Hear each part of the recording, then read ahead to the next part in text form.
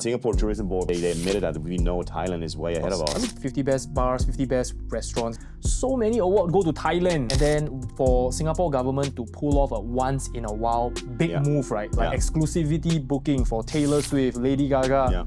It might not be enough to fight, right? In my previous job, I was working for the Michelin guide. The Thai government gave us a year. Fuck, dude. But it was really smart, and it transformed Bangkok into a fine dining destination, which before was a bit of a seedy image. You founded Art Beyond, and maybe you can tell us why, in a market where there's so many DJ collectives, right? Yes. What kind of gap you see in the market that Art Beyond can fill that other people cannot do?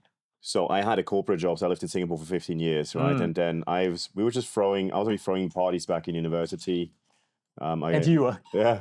Oh, no, I'm from Switzerland. So in Switzerland, we always threw parties, and actually, funny enough, I didn't listen to electronic music until I was about in my mid-20s. I did an exchange in Argentina, Buenos Aires, and there I really got into electronic music because of Hernan Cataneo. He was running this Sunday parties, and then I really started to kind of be more aware of what artists that are coming and not just go out just to party and, get wasted. But anyways, fast forward, we ran our first Halloween party in Singapore just for friends. And that was actually Doomy Kinky, our fetish party. And that was... Oh shit, you want Doomy Kinky? Yeah. Oh, I thought it's Oh, it's us. right. Okay. So we did this for fun, invite only, and that just kind of spiraled out of control, and it got super popular, especially post-COVID. Right. We did, it kind of was the first international DJ we had it was like early May at 1880, and that kind of kickstarted and say, you know what, there's some demand there. And it just kind of progressed naturally. I think where I saw the gap is I have a lot of I have a lot of local friends, but also expat friends. And I saw that a lot of people don't really have a developed music taste. And it was kind of for us to show them, hey, there's more. And like the education part for us was a big push factor. So basically saying, hey, we bring in great artists, we curate it, but come trust us, listen to new sounds and figure out new stuff. Especially in spaces like 1880, or then back then it was somewhere the small space Clement had, and then it just started to build from there, and people started to trust us, and we got a lot of people kind of away from that standard commercial and R&B sound to like, hey, there's much more to it than just what we've been listening to for all the time, and then we say, hey, be curious, be open-minded. And always kind of like, for us also quality was a super important aspect, especially when we did parties off-site, even when we do takeovers of clubs like Cherry or we did Cherry or Drip, we always spend money and bring our own sound system, and that kind of, we didn't cut corners, and that kind of really, I think that people subconsciously and consciously realize that, and we were very lucky to attract a good crowd. Would you say there's a lot of like upfront investment cost to create that persona, that branding of quality? Yeah, it takes not upfront, but you just constantly, you give this away from your ROI, right? When you produce a show, like extra. Reinvest. Yeah, I just saw that, in terms of, in my previous corporate job, we were doing wine shows all around the world, and we were a top brand, and we had to invest and not cut corners, and I kind of use the same philosophy.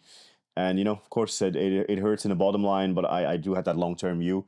And I think it started to pay off after a few events. People realized that, hey, when we come to yours, everything is kind of nice and properly done. Do you think clubbing is fundamentally a Western concept, and it's way harder to kind of propagate in Asia, where we have a very strong karaoke roots, where everything has to be sing along? Yeah, I mean, like Singapore is definitely not the easiest market. So, I mean, I grew up clubbing. I started going out at the age of 14. Switzerland has legal drinking age at 16, so we used to go to a lot of hip hop parties, funk parties.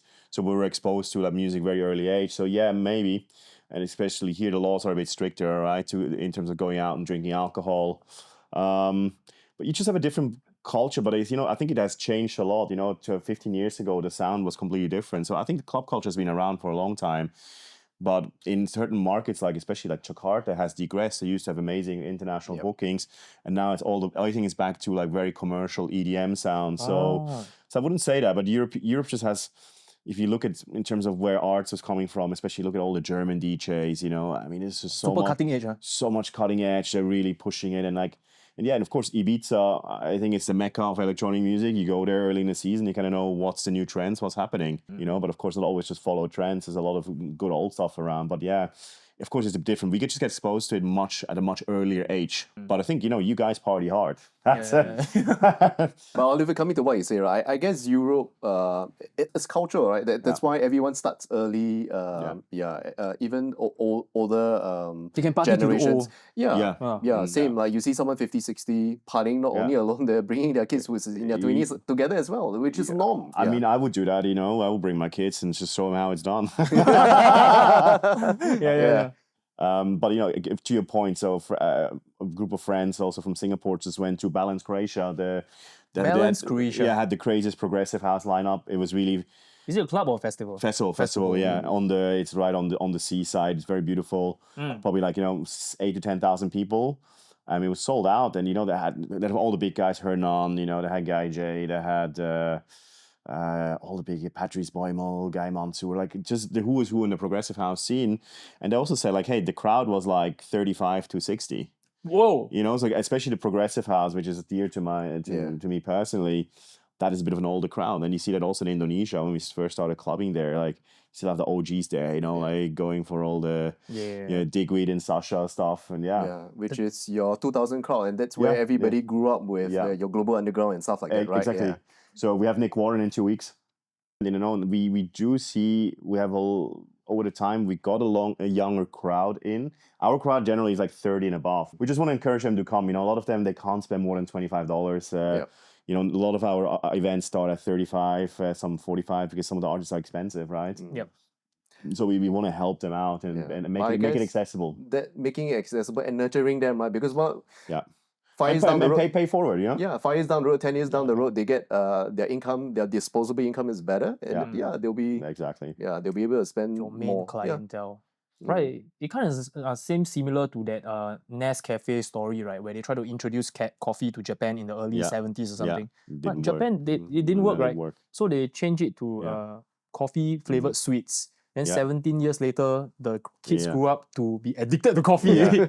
So we're trying to people to educate. We normally we send set recommendations to listen to in our emails. Say, hey, have a listen to this, see if you like, and just basically give them everything on a silver platter, and then let them and believe in them that they're mature enough to decide, you know, if they like it or not. Again, you know, it's an investment. You know, some people for them to pay $45 and they don't like it. I understand that, right? And especially for the younger people, that's why we try to de-risk that decision a little bit. Right. As comparing to a lot of establishments in Singapore that is taking up bigger and bigger market cap of the nightlife industry, like Live House, like Siam Diu, Thai Disco, right? Yeah. Is there a way around that, or you just completely ignore that segment of the audience because they're not for you? Completely ignore the segment, yeah.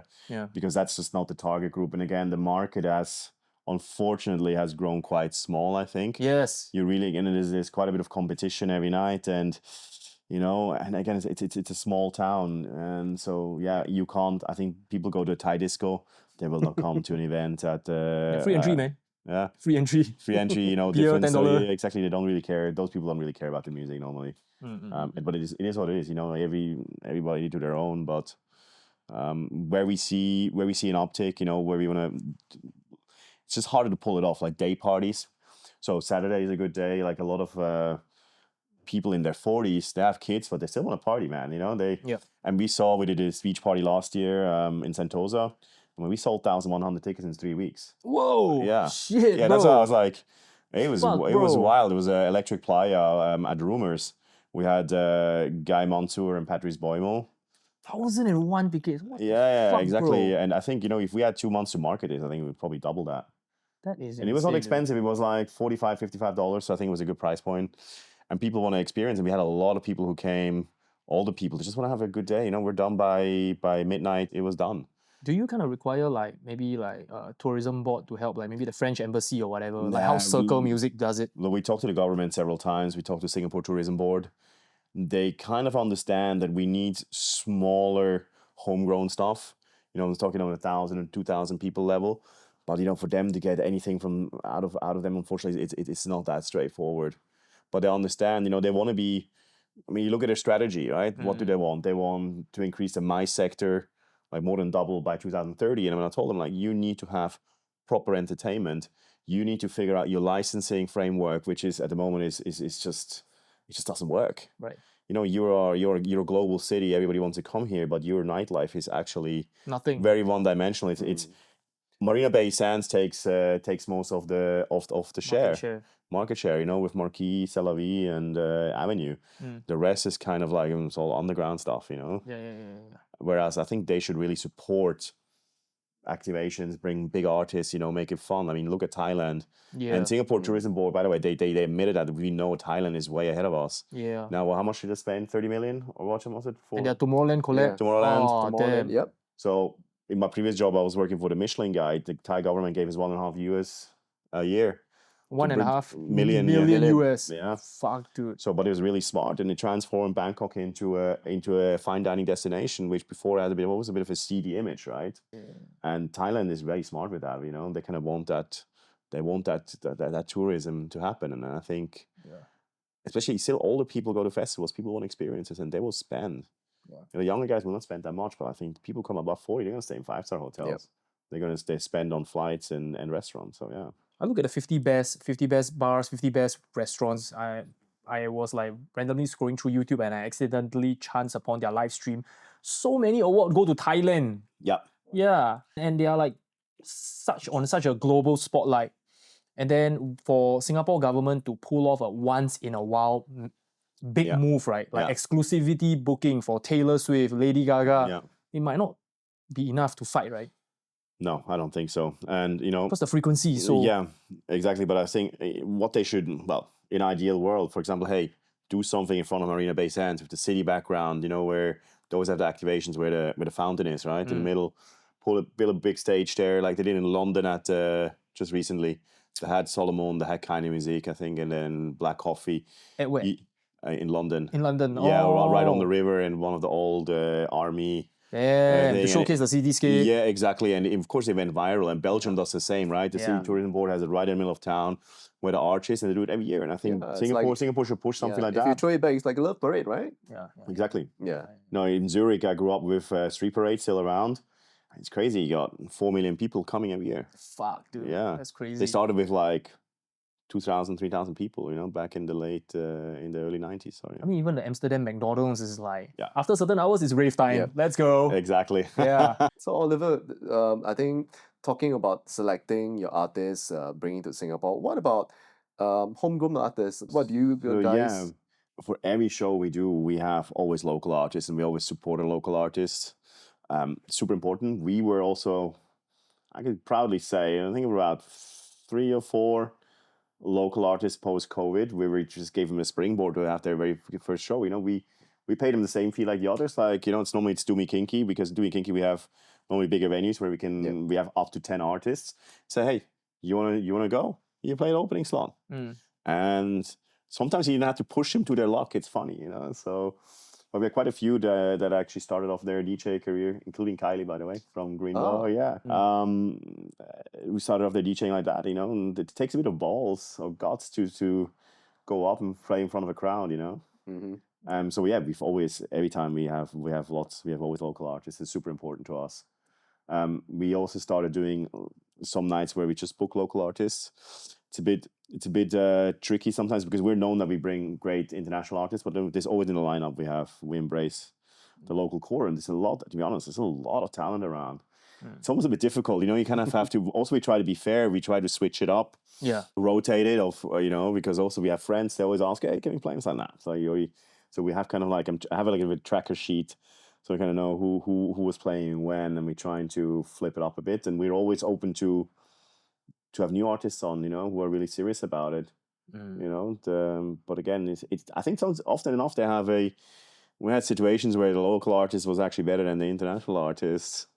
Because they have the crowd. They know the crowd. They have a home advantage, right? Yeah. So by looking at this whole entire clubbing landscape, now with the rising tensions in US and EU, right? Do you think Asia is going to be the next big market? It's already a big market anyways. I mean, I've seen it evolve, like having partied in Singapore since my mid-20s for the last 15 years. first of all, I think Singapore is for electronic music is definitely the best market in whole of Asia.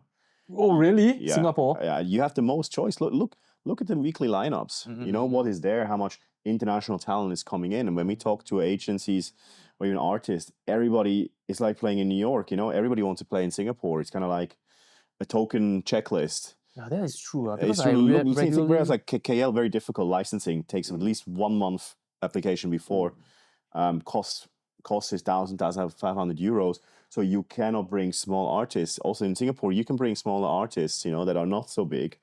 Thailand is good, but no money. They don't spend on bookings. You know, if a club there pays 1,000, 2,000 euros for an international DJ, it's a lot. You have Bali. I mean, yeah. of course, you have the two big players, which is Cafe Del Mar in Phuket. Kitsune. And there's like Kitsune.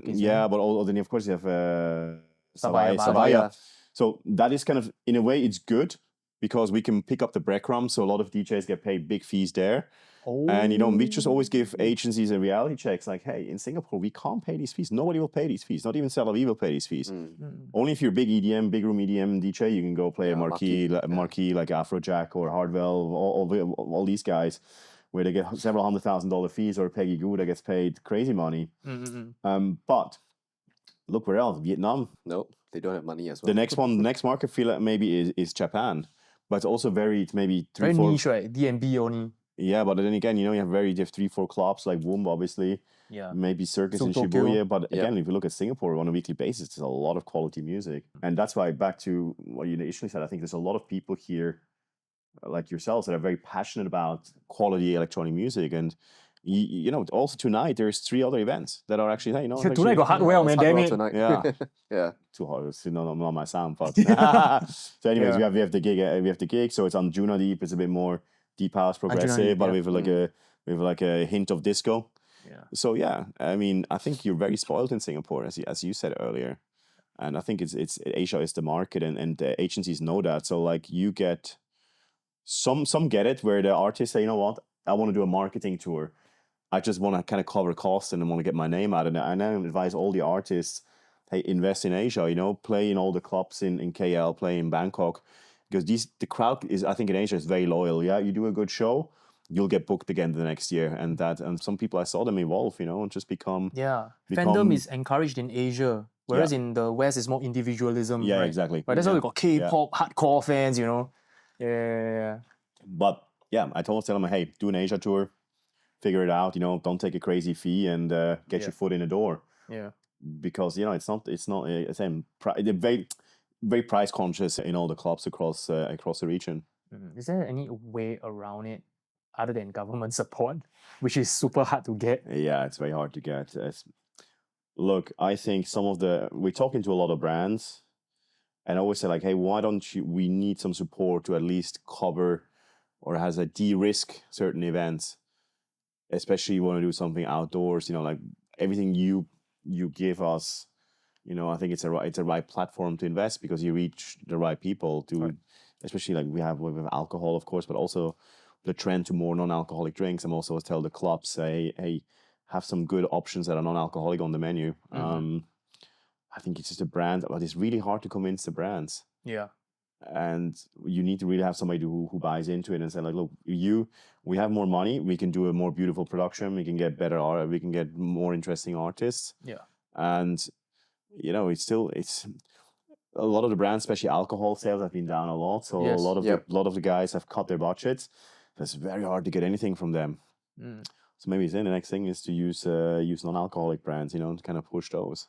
Maybe. But you need support from the corporate sector, from brands, and I think that's, I don't know, maybe we need more of a strategized approach as a collective, you know, as different people to approach the brands and say, hey, this is kind of like a nice annual plan of events we can do. I don't know. I just suddenly got this idea. It's too much risk. It's too much risk. Otherwise, there's a lot of money involved. You know, especially in the Singapore context, right? Yeah. Where everything is expensive. Yep. Yeah, the barrier to entry, it's already so difficult. Yeah. I just got this idea because recently, right? We always have Property Lim Brothers coming to High House and chill. Property Lim Brothers, I think you know, right? They also quite a strong advocate for like social media kind of stuff of course. to push their own properties, right? then it could be a, I don't know, music festival collab with them or something like that. Yeah. Yeah, like we need to engage more of these kind of corporate sectors. We need to be creative, think out of F&B really, probably. Yeah. Maybe it must work with insurance group. But my take on that is especially also like looking at the AI age. I think the live music space is not going to go away. Mm-hmm. People have stressful life. Life in Singapore is expensive. A lot of people are stressed, and this could. And I think people need to go out. They need to be entertained. You can't just sit at home and do nothing. I don't say you have to go out and party every weekend, but I think it's a lot of for certain brands that have a big demographic. I mean, that could be a good idea actually. Looking at your professional background, how has that helped you with your current endeavor? Because it's like super unstable, right, as compared to a corporate job. I worked for a big wine publication. So we're doing wine events all around the world, from New York to Los Angeles, San Francisco, Zurich, London, Hong Kong, Singapore. Just keep a cool head. I mean, there's always a lot of curveballs. We had one this week, for our F1 event. Our main headliner pulled out after confirming already. So we're scrambling now to find a new one. But, you just got to take it. A lot of things are outside of your influence. And it's this one as well. We did everything we could to our best ability. I think it's just happening. You just got to keep cool. And in the end, I just think things will just fall in place. And that kind of what it taught me, over the years, doing events all over the world in different cultural circles where you work with teams who are not from the same cultural background. Same here, So it's quite hard to get me, how to say, phased. Yeah, like to stress me out. I mean, I just learned. Damn. I sleep well, but also, man, you got to balance. You do sports and just keep sane. And of course, like don't drink too much. That helps as well. Yeah, so you can like get back on your feet the next day. Yeah, you need to we're up. Like I'm up at 6:30 a.m. and then it's go time. Yeah. And it's really you need to be sharp. But there's a lot of moving parts. How important is an artist's story to them getting booked? For us, it's quite important. So I won't book a TikTok DJ, to be honest. It's not going to happen. That's why I want to have somebody who has a bit of substance, has been around for a while. Ideally, who's also who also produces. So I kind of you have the pure producers, right? Some of them, they are not good DJs. Yeah. Yes.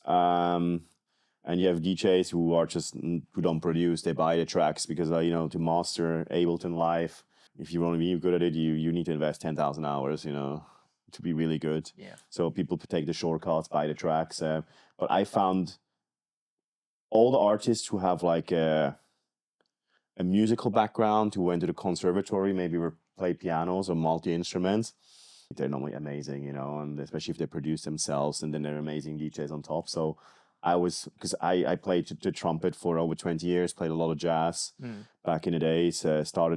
Played drums for a few years when I was in primary one onwards. So I think, having that background, I think you normally see they just have kind of a little bit of an edge, overall. But the story is important. Yeah. And some of them, they came from, it's always interesting when you have to perk. We booked some quite big artists and, you have dinner with these people and just hear them out, how they started. Yeah. And there you are with total legends, like one good example is Roger Sanchez last year for our F1 party. I mean, he's been around for 35 years and just kind of, like how he used to hustle, and still today, he's very switched on and super humble. And I like that, that's really cool. Yeah, that's kind of quality that you build over the years, right? Yeah. At first you are young and cocky, right? And then through so many setbacks, you are just like, you know what? Just put my head down and work. That's the only way, man. It's hard work. It's really hard work, and you've got to build your brand. And then what advice would you give to local heroes that want to become an international DJ? Yeah. So, I mean, there's several ways to do it. Either you buy your way into the fame. Yeah.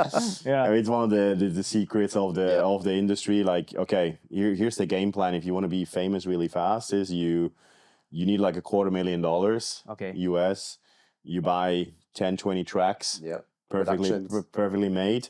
And then you just like throw the rest into then you marketing, social media, like get a crazy agency behind, which is really push your profile and pay to play.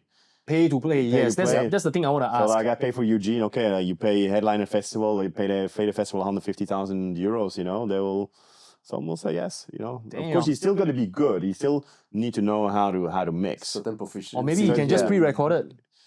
Yeah, you could as well. Yeah, I mean, if you really want to like track fast, I mean, and it's been done, you know, and then some of them are open secrets, and you know, and we have a lot of ghost producers. I know I have a few DJ friends that ghost produce for big artists, you know, and it's kind of an open secret in the industry. That's if you want to go fast. But I think for the locals, like, it is not easy, of course. If you, as I said, Ableton Live 10,000 hours. So some people say you have to produce. I think really focus on honing your skills, be really freaking good at it, and play, as you say, you know, said earlier when we talked before the podcast, you kind of need to have a big repertoire of sounds that you really need to be able to read the room. Don't play for yourself. I think it's the most important skills. There were a few artists, you know, which I tried, like openers. You know, we were giving feedback. You know, it's like, man, you need to read the room, you know, you can chill. But I think a lot of them, they learn really fast. So you need to be open to learn. You need to be super humble, easy to work with, easy to book, be professional, show up on time, be prepared. And don't just come in and play like whatever. And then you really feel the difference with, especially if you're an opener, I think you should really be well prepared. Yeah. Of course, the better you get, the more on the go you can play. But I think you need to prepare and put the work in. And network as much as you can, and follow up, be nice to everybody. Again, and also I think build your own network that you say, because I want to book you. For me, it's also an ROI question, right? If I book you, say, hey, are you going to bring 20 or 30 of your friends? You know, do you have a following? Do you have loyal friends that show up? You know, that's kind of important, you know, not just show up and don't bring anybody, because then you don't really add a value to a promoter, right? Yeah. Of course, you play, how many gigs a month you play? Almost 20 gigs a month. 20 gigs a month. Of course, you can't ask your friends to show up for all 20 of them. I get that. But I think also then selectively, you know who are the friends to bring for certain parties. Exactly, you know, like I think, hey, you like that sound, and also, you know, people like to go out, and they're just gonna give them a. Especially the older you get, they're more selective, you know, and we see that we can be one of those anchor events once a month. You know, that's great. But I think also, if you really want to raise your profile, you need to start networking outside of Singapore, and you need to go fly there yourself. Hey, I'm going to weekend for a weekend trip to Bangkok. Have a network there, like, you know, I pay for my hotel, so just pay me $200-$300, same I get in Singapore, and get that under your belt, and just build that up consistently. I have a friend in Vietnam. She's quite good at that. You know, she's a good networker, and she gets booked. You know, she gets booked in KL, she gets booked in Singapore, she gets booked in Bangkok. Damn. I mean, she charges $500 is her outside of Vietnam fee. It's a lot of money in Vietnam, you know. Yeah. And might not even cover the flight, but whatever, you know. It's a sometimes PR what she does, like, she says, hey, I cover my flight, just pay my fee, you know, and through that, she kind of built up her profile. And if you're good, you'll get booked again. Because it's kind of cool, you know, have like one of the small local regional DJs play. But I think in Singapore, a lot of people don't. They just focus here and just trying to make some money with local gigs. And I think you should really look outside of Singapore, because also you learn how to read a different room, you know? Yeah, of course. If you play at the same place all the time here, you kind of know what's going on. You know the crowd. It's too easy. You got to push yourself a bit outside the comfort That's zone. why regionally it's more fun. And talking about Vietnam is another exciting city to be playing out. Yeah, I've been playing there as well. So yeah, I think also like Europe, if you can, you know, like you get some gigs there. But again, it's all about networking, and it will just look good, and curate your. I always say, like, hey, record your mixes, just put it on SoundCloud. You know, I think it's super important to have mixes up, different vibes. And we're doing it here now, recording video. Yeah. Kunda did a video, right, on Up on High House. I got a lot of views, YouTube. So cool, you know, and you show that to a promoter. I mean, if I was a promoter in Bali, and then he's like, I'll book these guys, you know. Yeah, they know how to play the vibe to that venue. Yeah, exactly. I mean, now also they're opening up for during F1 on Saturday for the art department at Tel Aviv. Good for them, you know. Damn. But you know, they know how to. You need to work on your own branding, and if you don't know how to do it yourself, maybe ask a friend who's in marketing. You know how to do it. But I think across all channels is super important, even for international headliners. You should see some of the press kits I get. I'm like, there's not a single video in there I can use because it's filmed by somebody in the crowd with with a mobile phone, like, and some have really amazing content because you want to. Video content is so important, especially you run ads on Meta. Static stuff just doesn't work anymore. Yeah. Yeah. Oh, there's some gems right here that Yeah. many people don't talk about. It's not just learning the skill of DJing, it's so much more. Again, so also for local DJs, I just received a press kit from a good friend 2 days ago. And I'm like, your press kit is better than most international people's press kit because amazing video content, amazing like professional photos, you know. And I'm like, hey, this is really cool, you know. And that make my life easy, you know, as a promoter, because marketing is always, you know, you need to have the good material and it needs to look good and it needs to feel good, and that's, I think, is super important.